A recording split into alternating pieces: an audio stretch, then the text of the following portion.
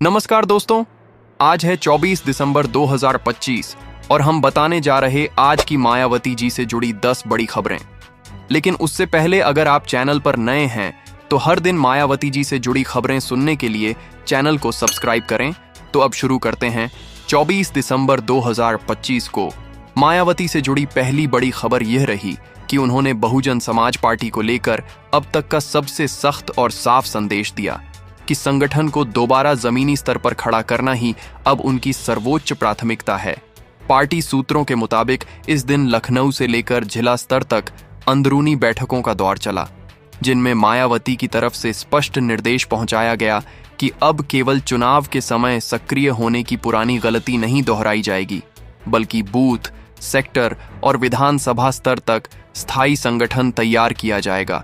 खासकर दलित बस्तियों, अति पिछड़े इलाकों और अल्पसंख्यक बाहुल्य क्षेत्रों में पुराने कार्यकर्ताओं को दोबारा जोड़ने और नए युवाओं को जिम्मेदारी देने की बात कही गई।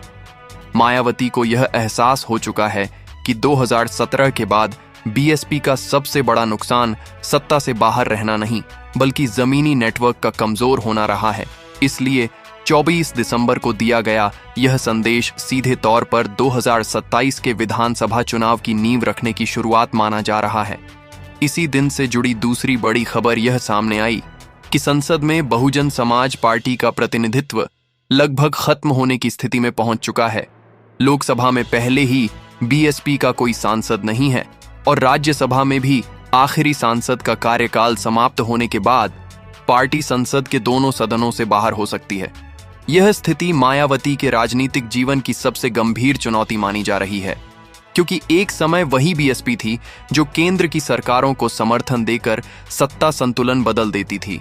लेकिन अब संसद से बाहर होने की आशंका ने पार्टी के भीतर आत्ममंथन को तेज कर दिया है। अंदर खाने चर्चा है कि मायावती अब संसद की राजनीति से ज्यादा सड़क और समाज की राजनीति पर लौटने की रणनीति बना रही है, ताकि पार्टी को दोबारा प्रासंगिक बनाया जा सके। वहीं तीसरी बड़ी खबर केंद्र सरकार की नीतियों पर मायावती के तीखे हमले से जुड़ी रही। 24 दिसंबर के आसपास दिए गए अपने बयान में उन्होंने साफ कहा कि केंद्र सरकार राष्ट्रीय योजनाओं का प्रचार तो बड़े स्तर पर करती है, लेकिन उनकी आर्थिक जिम्मेदारी राज्यों पर डाल देती है। उन्होंने ग्रामीण रोजगार, गरीब कल्याण, सामाजिक सुरक्षा और दलित हितों से जुड़ी योजनाओं का हवाला देते हुए कहा कि अगर योजनाएं पूरे देश के लिए हैं तो उनका पूरा खर्च भी केंद्र सरकार को उठाना चाहिए।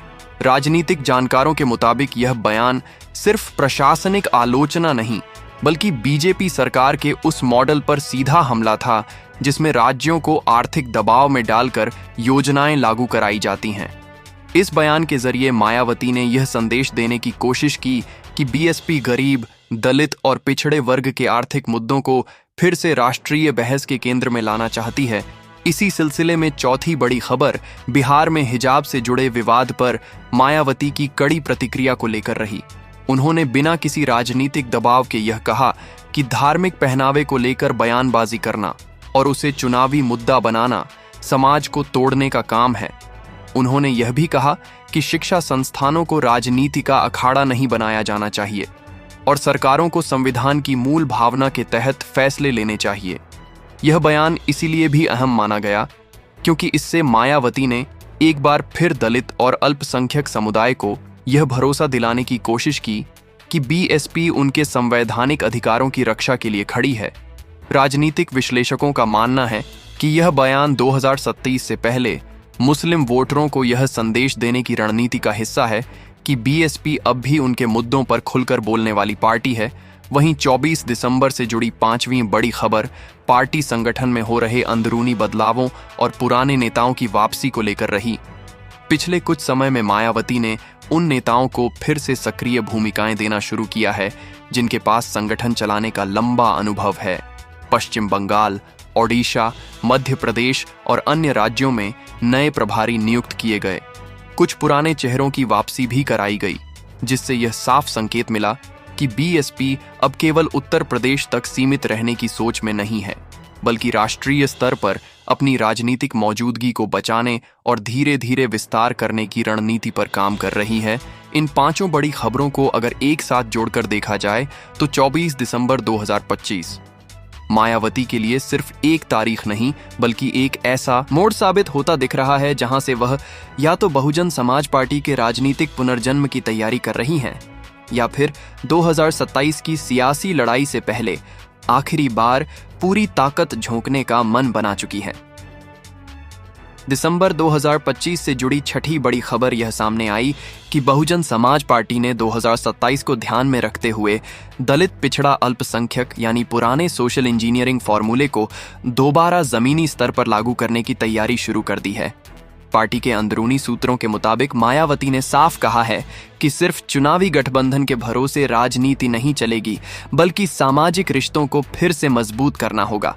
इसी वजह से दलित बस्तियों में छोटी बैठकें, सामाजिक कार्यक्रम और स्थानीय मुद्दों पर संवाद बढ़ाने के निर्देश दिए गए हैं। मायावती को यह एहसास है कि पिछले कुछ वर्षों में बीएसपी का कोर वोट बैंक भ्रमित हुआ है और उसे दोबारा जोड़ने के लिए भावनात्मक और सामाजिक जुड़ाव बेहद जरूरी है। वहीं सातवीं बड़ी खबर बीएसपी के भीतर बढ़ते असंतोष और कुछ पुराने दलित नेताओं की आलोचना को लेकर रही। 24 दिसंबर के आसपास ये चर्चा तेज हुई कि पार्टी के कुछ पूर्व सांसद और सामाजिक कार्यकर्ता मायावती की कार्यशैली से नाराज हैं। उनका आरोप है कि पार्टी धीरे धीरे जन आंदोलन से दूर हो गई और सीमित दायरे में सिमटती चली गई। हालांकि मायावती ने सार्वजनिक रूप से इन आरोपों का जवाब नहीं दिया, लेकिन संगठन में बदलाव और नए निर्देश यह दिखाते हैं कि वह इन बातों को पूरी तरह नजरअंदाज भी नहीं कर रही, बल्कि अंदर खाने संगठन को नए सिरे से संतुलित करने की कोशिश कर रही हैं। इसी क्रम में आठवीं बड़ी खबर यह रही कि बीएसपी अब खुलकर यह मानने लगी है कि सिर्फ उत्तर प्रदेश की राजनीति पर टिके रहना भविष्य के लिए खतरनाक हो सकता है। 24 दिसंबर के बाद पार्टी की रणनीति में यह बात साफ दिखी कि अन्य राज्यों में भी सीमित संसाधनों के बावजूद संगठन को जीवित रखा जाए ताकि बीएसपी एक राष्ट्रीय पार्टी की पहचान पूरी तरह न खो दे। यही वजह है कि पूर्वी भारत और मध्य भारत में संगठनात्मक जिम्मेदारियां बदली गईं और पुराने कार्यकर्ताओं को फिर से सक्रिय किया गया। वहीं नौवीं बड़ी खबर 24 दिसंबर के आसपास यह देखने को मिली कि मायावती ने बीजेपी और समाजवादी पार्टी दोनों पर समान रूप से हमला तेज कर दिया है। उन्होंने साफ संकेत दिया कि बीएसपी किसी भी कीमत पर न तो बीजेपी की सहयोगी बनेगी और न ही समाजवादी पार्टी की पिछलग्गू। मायावती का मानना है कि दोनों ही दल सत्ता के समय दलितों की बात करते हैं, लेकिन जमीन पर ठोस बदलाव नहीं करते। इस रुख को राजनीतिक जानकार मायावती की स्वतंत्र राजनीति की आखिरी कोशिश के रूप में देख रहे हैं ताकि बीएसपी अपनी अलग पहचान बनाए रख सके। वहीं 24 दिसंबर से जुड़ी 10वीं और आखिरी बड़ी खबर बीएसपी के भविष्य को लेकर राजनीतिक गलियारों में तेज हुई बहस को लेकर रही, जहां एक तरफ कुछ लोग पार्टी को खत्म होती हुई ताकत बता रहे हैं, वहीं दूसरी तरफ मायावती के हालिया कदम यह संकेत दे रहे हैं कि वह इसे अंत नहीं बल्कि एक कठिन दौर मानती हैं। उनके करीबी बताते हैं कि मायावती अब शोर शराबे की राजनीति के बजाय साइलेंट स्ट्रैटेजी पर भरोसा कर रही हैं। कम बयान, ज्यादा संगठन और सीमित लेकिन ठोस लक्ष्य। इन 5 खबरों को अगर पहली कड़ी से जोड़कर देखा जाए तो साफ होता है कि 24 दिसंबर 2025 मायावती और बीएसपी के लिए केवल खबरों का दिन नहीं बल्कि एक ऐसे राजनीतिक मोड़ का संकेत है जहां से या तो पार्टी अपनी खोई हुई जमीन वापस पाने की कोशिश करेगी या फिर भारतीय राजनीति में अपने अस्तित्व की आखिरी बड़ी लड़ाई लड़ेगी।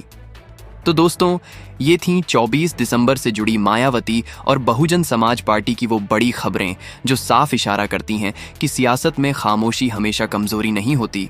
कई बार यही खामोशी आने वाले बड़े फैसलों की आहट होती है।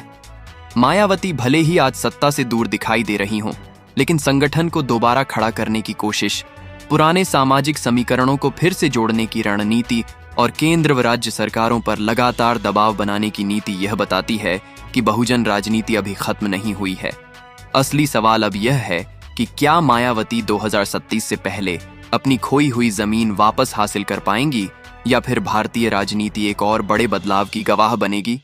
इन सवालों के जवाब आने वाला वक्त देगा, लेकिन इतना तय है कि आने वाले दिनों में मायावती और बीएसपी को लेकर सियासत और तेज होने वाली है।